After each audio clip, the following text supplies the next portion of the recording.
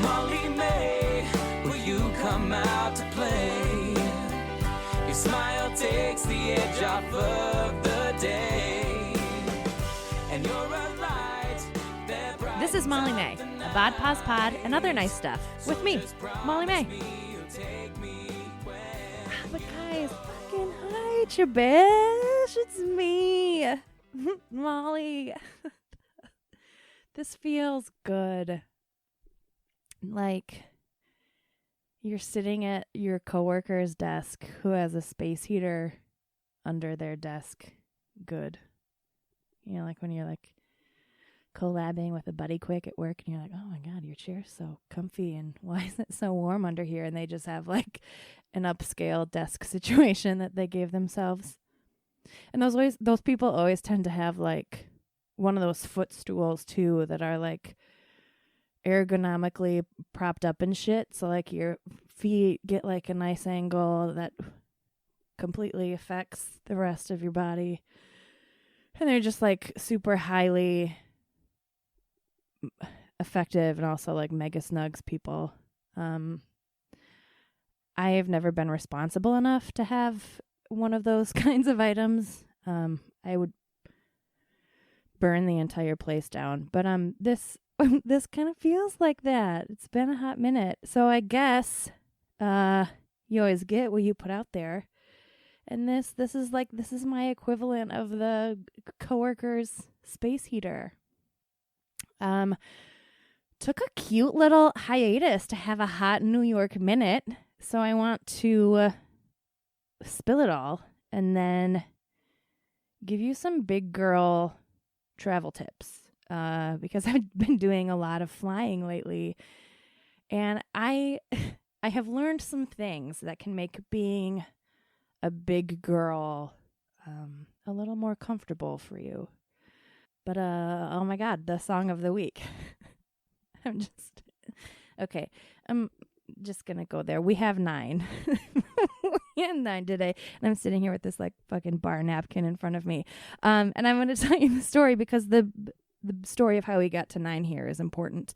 And my show notes are on this bar napkin because when I'm drunk, I like to take notes. And I went to New York for my Molly's birthday. You know, the Molly I always talk about, my BFF. And we usually have at least one raucous night of yellow beer and giggles and blind contours on bar napkins.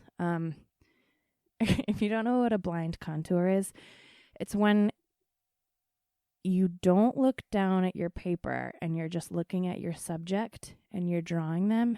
And like, kudos to you if you can complete it in one single line. And I mean, like, this is where in the back corner of bar booths, this is where true art is made. So this was that night. But I think that it really makes the world go around. And if you're not writing love notes exactly when the moment strikes you, which usually that's like 3.5 beers in for me, and you just have to like get out all the glory, you should try it because it really makes for, especially when I travel, it makes for my most coveted souvenirs. Like the last time I was in New York, Molly and I had a night at the Plaza. And so I have the Plaza Hotel New York bar napkin with this insane fucking blind contour framed in my studio. And it's so fucking gorgeous. So on the first night of this last trip, Molly, who I will now refer to as Shmoo, because that's also the synonymous nickname that we have for each other, but I feel like it will be less confusing than me continually saying Molly, Molly, Molly over again, which I don't know why I would say my own name in the third person at this point in the pod, but just Shmoo. I call her Shmoo. Shmoo and Molly. I don't know how it'll come out, but just know it's the same. So the first night, Shmoo took me out to, oh my God, the world's single most perfect karaoke that I have ever been to in my life. No, it's not fair to call it karaoke because it's a piano bar, but it's more like a request lounge, like a full lounge act.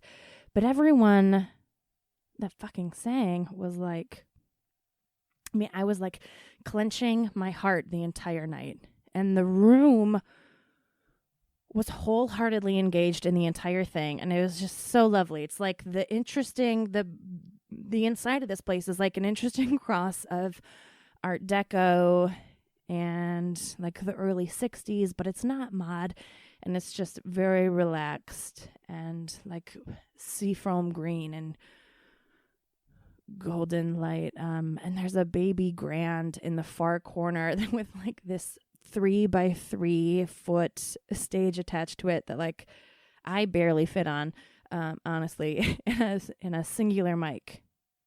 So it's like incredibly intimate, and everyone that touched the fucking microphone was just like clearly warming up for their Broadway performance that night. Like it was special. And like I might go as far right now to even say that it was holy. It was a holy experience. Like these guys are like true fucking artists.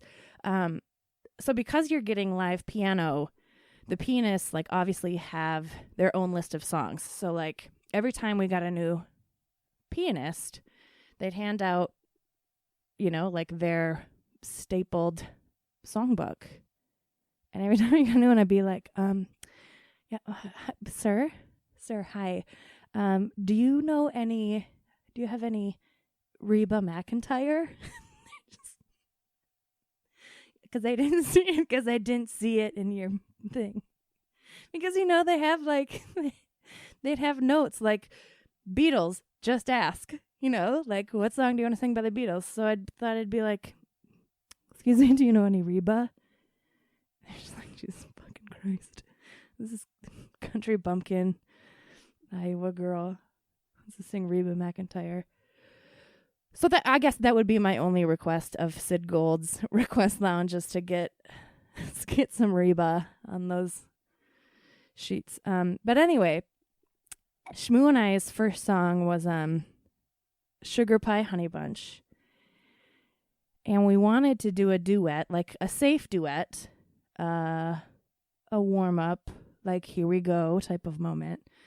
Get our feet wet, like palms are clammy. It was vomit on our sweaters. It was mom's spaghetti type feelings we were having. And I mean, this wasn't like the karaoke feeling. This was real. This was the feeling that I used to get at piano recitals. So like there was one year at a piano recital where I played. It still fucking haunts me. Oh my God, I'm gonna have a panic attack right now. The song was Linus and Lucy, which is the theme song to Peanuts, which is in C major. And I started completely half an octave too low in an entirely different key and got like 10 seconds into the song, it goes and I got the entirely like that far through and then just stopped and like in the middle of like this fucking brain thing, right? And I looked at my piano teacher who's sitting like just straight off stage left. And I'm pretty sure that my eyes rolled back in my head and I was like pre-faint at that moment. And then I looked at her and she just calmly looked back at me. She didn't even nod her head. This is like burned in my brain. And honestly, everything was fine. And that was the last piano piece that I ever played. So we put her to bed with a good old faily moment, and then she did a full turnaround. So it was fine. But I definitely retired after that. Because I asked Mom, I was like, I can quit after I learn the Peanut song, right? Like that's like the quintessential piano song. I was like, fine. But I regret it. So if you take piano, you should stick with it because it's a really sexy instrument. So yeah, the song, I Can't Help Myself. Sugar Pie Honey Bunch was like getting the piano recital nerves out of the way. And singing with Shmoo, my God, she's like, she's the alto to my soprano. And it was the immediate clenching of our friendship. Like, that's how we knew we wanted to be BFFs, when we could like instantly harmonize like that. And like, that's a special thing. And it's like one of those, like, it's remains like a steadfast foundation of us, of me and Molly. And then Shmoo sang Sister Golden Hair by America, and like I fucking cried. And then people came up to her afterwards and they were like, oh my God, I love America. And there was this one woman that had done a Sharpie blind contour while Molly was on stage, and it was like, it's fucking insane, like, this is not real, like I'm in some sort of NBC special of something. And then I did my senior year favorite. I originally had sang this my senior year as a duet with one of my buddies, and we had backup dancers and a full custom dance. And the song is "Hit Me With Your Best Shot," Pat Benatar. You guys, and I'll never forget it. I was wearing a black halter top with a red belt and thought that I was so fucking sexy. And then the backup dancers wore red halter tops with black belts. And we were like, whoosh, fashion. Okay, but like, guys, singing Pat Benatar with piano accompaniment is like another fucking level. It was so insane. I felt so cool. So then there was like a series of Molly sang 13 by Big Star, If It Makes You Happy, Sheryl Crow.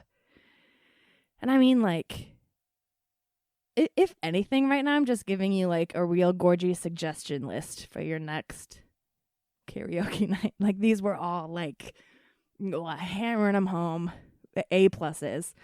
Then fucking Molly's husband sang Fiona Apple's Criminal.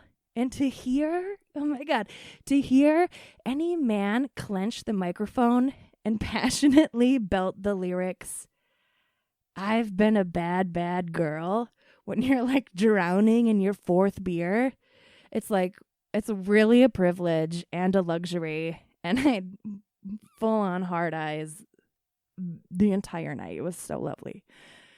Maggie May by Rod Stewart was done. And honestly, that's on this list, but I don't remember it. So that was like right around the time of Alanis, You Oughta Know, and my handwriting turns into all caps. That's an important thing to note. But my grand finale was White Rabbit by Jefferson Airplane. And it's obvious by my lack of knowledge from the last two songs that I was feeling very open. I had no problem getting there. Okay, so White Rabbit has been a project. My buddy Ben Karen had this 100-day challenge around the new year. I think it was his birthday, which is also in the new year. That he invited like all of his buddies to participate in. And like, we would all check in as a group, kind of like hold each other accountable type, like really great conversation, how you doing stuff. And the first round of emails are coming in, like everyone is, being accountable, like, here's my goal, here's what I'm going to do. And I had sent mine out right away to the group. And I was like, you know what? Like, in 100 days, I just really want to be able to crush Jefferson Airplane's White Rabbit in karaoke, because it's the song of perpetual builds and breath work. And it's really hard. I practiced for, 100 days. So I sent that email, and then I'm getting the responses of everyone else's who's committing to this 100-day do cool shit challenge. And they're like,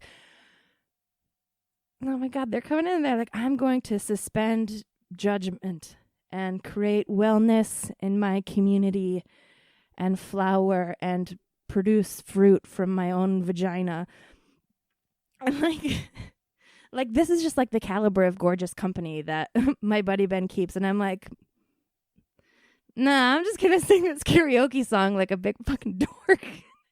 Everyone's like doing things for their community and their world and their health and their hearts and their hands, and this is the 4-H motto. And I'm like, no, I'm just gonna sing this one song really loud and hard and call it a day. So I mean, like, here I am literally like 300 days later, but I did it. Singing Jefferson Airplane with a piano accompaniment is like, oh my God. So the pianist at the time, her name was Wendy, and it was just like thunderous rumbles. It was like the entire time, and I just got to like scream over her. And she had her hair in a high ponytail, and it was just like going full force. Oh my God, it was so sexy.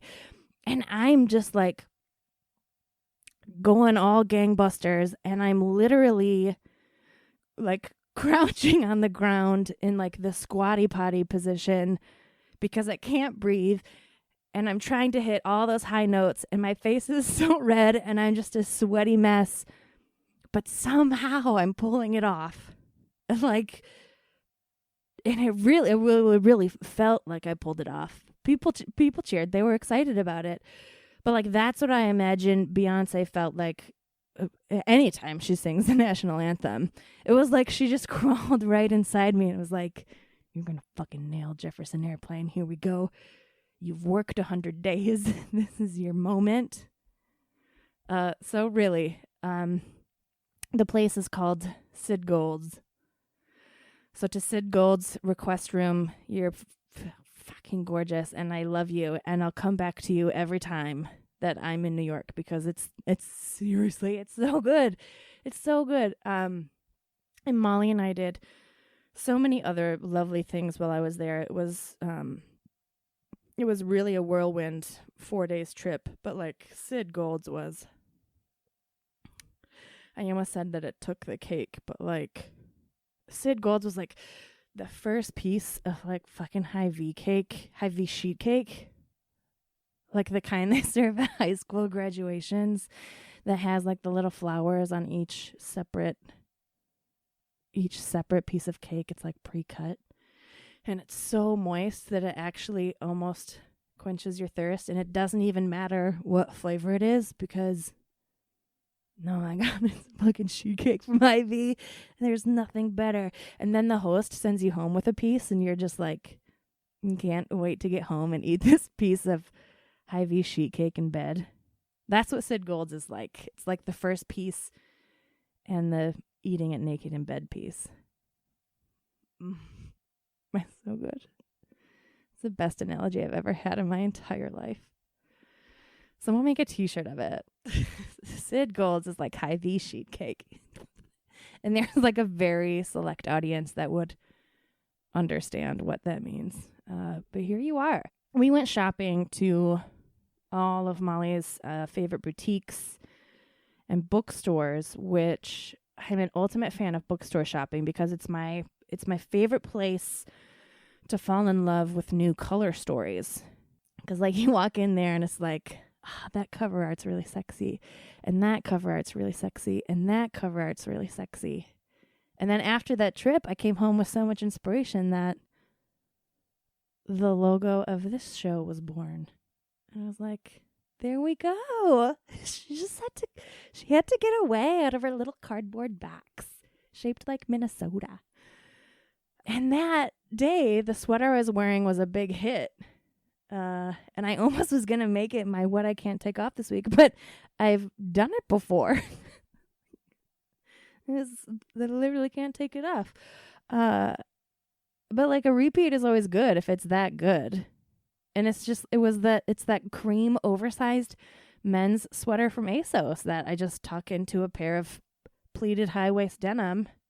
I have a cute little shopping look, and nothing makes you feel grander than when you're a girl from Minnesota that's shopping in the chicest stores in New York, and they're like, love your look. Great sweater. I was like, God, guys. Hi. Also, hot tip for New York. If you take the ferry to Staten Island, A, it's free. B, water. And I'm in a landlocked state, so anytime I can get on the real open seas, it's such a treasure. I mean, we're here at the land of a million fucking lakes, but a good size real water doesn't hurt the soul either. C, go at night, because the way that the Statue of Liberty is lit up is like it's weep worthy. And then when you approach the city, Molly literally goes, because like the city's all lit up, and Molly pans her hand across the silhouette of the glowing city, and she goes, Miramax. And I nearly fell overboard. Like, I was laughing so goddamn hard. Like the joke of the century. Miramax. Like, it's so accurate and so hilarious. But I left out the best part. The beers that they serve there are 24 ounces. It's your only choice of beer, and I don't hate that. You know, like we did the Guggenheim and ate the pizza and did the other cute girl times. And it was so lovely, and I'm always so grateful for our sweet little trips that we get to be together. They're so special. So the who to follow this week is Shop Claire V, which is really such a gorgy boutique, and they have stores all over, and you can buy online. But my big New York prize was it's a cognac hip pack. Hip pack is the new term for fanny pack. Just so you guys know, it's a fanny pack. And it really makes my world go round. Their products are gorgeous, and they're primarily bags and like scarves and shit. You know, like the brick and mortar stores that big girls can shop in. Because brick and mortar stores don't have clothes for us. But more on that later. But this hip pack that I got is, my what I can't take off this week. And it's at Shop Claire V. Claire, A-R-E, not air. Like what you V. Like what you breathe. And V. Like vagina. But just the V. It's not Shop Claire V. Vagina. Shop Claire V. So this hip pack, why I adore it so much is because it's removable from its belt, which is important when you are selling things that are not size inclusive. So I can take it and I can make it work for me. So I slid this sucker onto my everyday belt, and I wear it I literally wear it like my dad wears his pliers every day, everywhere he goes, hanging on his hip from his belt. And it's never been a handier device. And it's cognac. Like, how fucking sexy. Just to be like, this is not brown leather, it's cognac. It's not camel, it's cognac. So it literally goes with everything. It has a persimmon and a cream striped on the front of it, and it just gives me such a clip boner. It smells like, okay, so anytime that I walk past a Red Wing shoe store, I have to go in and just step inside. I say, excuse me one moment, and I just take a big fucking whiff, and then I'm like, thank you very much. It's like grade A premium leather smell. And this is that smell, and it's, honestly, I think that's probably my most second favorite smell to gasoline. Gasoline is my top tiered favorite smell. That leads me to nowhere. You just had to know that I love the smell of gas. So fucking flying, man.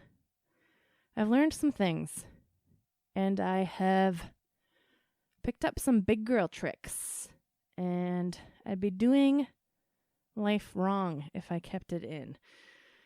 Sitting in an airplane seat as a size anyone is hard. And sitting in an airplane seat as a big girl, as a big, tall girl, is especially tricky. So top tip is always sit in the exit row if you can. If you have the means for that little extra ticket, take it. I mean, that's not a secret. Because it's amazing what the amount of leg room can make up for in lack of seat room for your hinder. And something that I found out about exit row seatbelts is they tend to be shorter. So it's harder to buckle up. And extenders are available, people. And it's totally fine to ask for a seatbelt extender. I'm going to repeat that. It is fine when you are flying on an airplane to ask for a seatbelt extender because that's what they're there for. And the first time I flew and the seatbelt wasn't big enough to go around me, I wanted to actually fucking die. So know that you're not alone and you can ask for seatbelt extenders. So I was traveling alone the first time that the seatbelt would not go around me. And it's like, I tried like very hush-hush. Like I wasn't like sweating and like, I wasn't like, like pushing out a poop, but I was silently like panicking, right? And I tried like 3 different times. Because that's like the last thing that I was going to do was like heave and hoe and embarrassingly draw attention to myself like, oh, this big girl can't buckle up. Because, well, those were the days of leather thong, and I thoroughly hated my body, and I was wearing blazers to dance parties, so that's telling you, like, the full story there.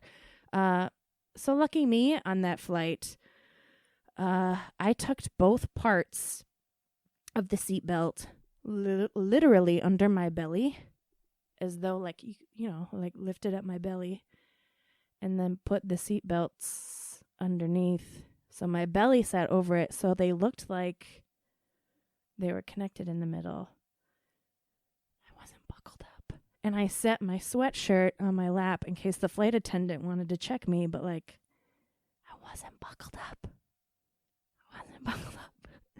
Because there are some flight attendants that do come around and check you, like, especially if you're sitting in an aisle seat, they'll check you. It's just like, fucking no, that's not okay, guys. It's not okay to not buckle up. What the fuck are you thinking? What the fuck are you thinking? Like, you're crazy son of a bitch to not buckle up on an airplane. Like, your pain and pride over your fat body is shaming you from buckling up in a steel tunnel of speed barreling through the fucking skies. Like, what if a wing fell off? Like, I would have gone like right through the windshield, like right through it. The windshield. The windshield. I would have gone there through the plane because I wasn't buckled up and I was only pretend buckled up under my belly fold. Like, Christ, like, fucking, God damn it, buckle up. If there's ever a seatbelt, buckle up. And I will admit, like, when I'm sitting in the backseat of an Uber, I'm not good at putting on my seatbelt, and I'll get better at that, thank you. Second tip, which, like, learn from that mistake. Asking for a seatbelt extender does not have to be spooky. But I completely understand why it steers people away, because our society tells us to hate our fucking bodies, especially if we can't buckle up in an airplane seat. So there's always a flight attendant greeting you as you walk on the plane. And it's totally cute and covert to speak softly and look them in the eyes and smile and say, "Hi, you're cute, and I like your face, and I may need a seatbelt extender. I'm in 32A. I'll let you know." And then later they'll come back and look at you and be like, "Hey girl, you good?" And then you'll give them the thumbs up and it'll all be over with. And the stranger sitting next to you will just think that you have fucking like boozy level VIP first class status, but you somehow got stuck back there with them. It's like you'll have this cute little joke with flight attendant. And if it doesn't, if your seatbelt does not fit, then they'll bring you one. They'll be like, hey girl, you couldn't. You'd be like, mm-mm. And they'll bring you one. And it's just like putting an extender on a necklace, because that's also another thing that big girls have to do sometimes. And if that isn't the case, like if you forget to do that, like hit that fucking light. It's what it's there for. Like they'll come back and you'll say, a seatbelt extender? I'm talking about that little cute, it's the butler light. It looks nothing like a flight attendant, because they usually have like a tray. It's very tricky. And you'll say, a seatbelt extender? And they'll say, coming right up. And if they're dicks, you're going to report that shit, because they want you to buckle up. The plane cannot take off until all persons are buckled up. That's how they get little kids to sit down in their seats. We can't fly the big plane until we're all buckled up. So don't be that fucking snotty 3-year-old. Sit down and buckle up. But for like the love of God, you should buckle up on airplanes. My brother is a pilot, and he took me up when he got his pilot's license at 16. Seriously, just me and Tony. He came out to the back. He's 6 years older than me. So he came out to the backyard one day, and he was like, hey, what are you doing today? And I was looking at him, and I'm like, literally nothing. I'm in 6th grade.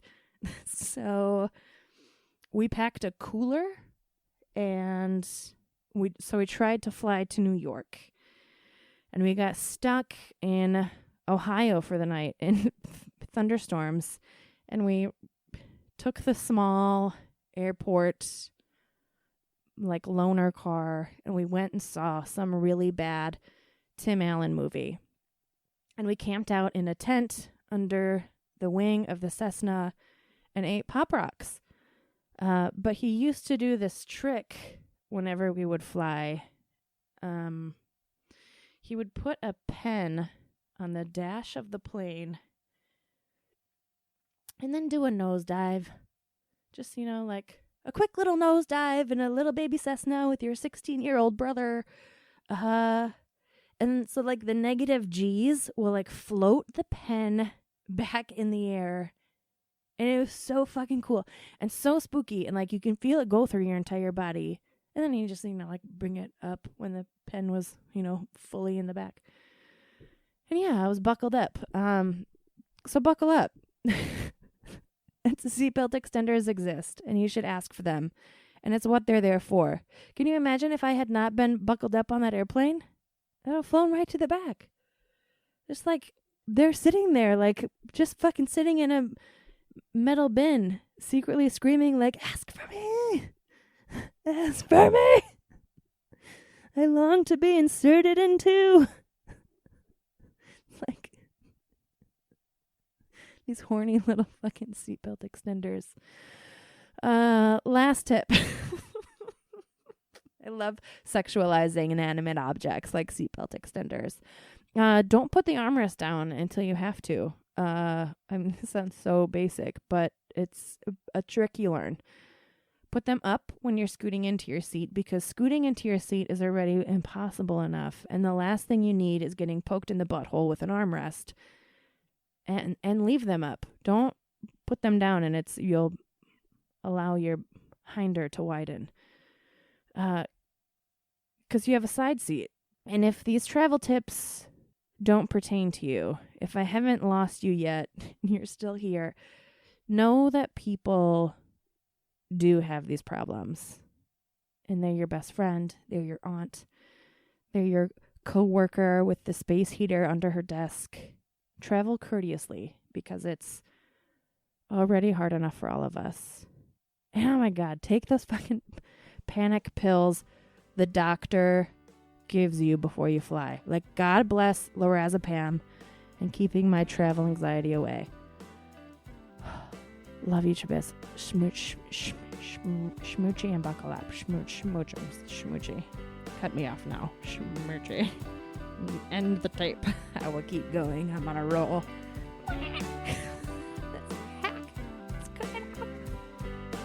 And if you got this far in the pod, I'm impressed as fuck and really grateful to have you listening.